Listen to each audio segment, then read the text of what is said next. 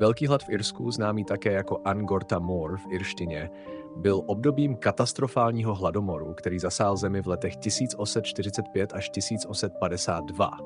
Tato tragédie byla způsobena kombinací faktorů: neúroda brambor, britská ekonomická politika a neschopnost nebo neochota britské vlády poskytnout dostatečnou pomoc.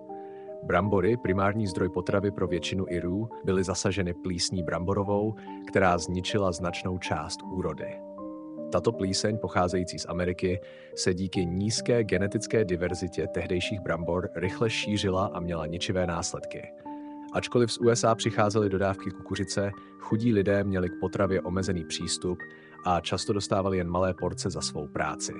Britská vláda byla ostře kritizována za svou reakci na hladomor. Zavedená opatření, jako například systém chudobinců, byla nedostatečná a špatně spravovaná. Chudobince byly přeplněné a podfinancované, zatímco takzvaná Gregoryho klauzule v zákoně o chudých z roku 1838 bránila lidem, kteří vlastnili alespoň čtvrt akru půdy, v získání pomoci.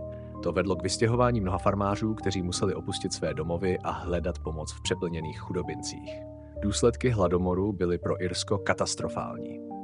Odhaduje se, že zemřelo mezi 500 000 a 1,5 milionu lidí, přičemž další 2 miliony emigrovali do zemí jako USA, Velká Británie, Kanada, Austrálie.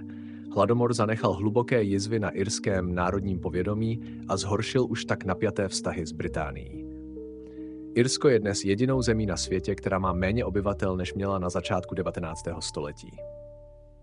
A tento fakt je trvalou připomínkou ničivých následků velkého hladu a jeho dlouhodobého vlivu na demografii země.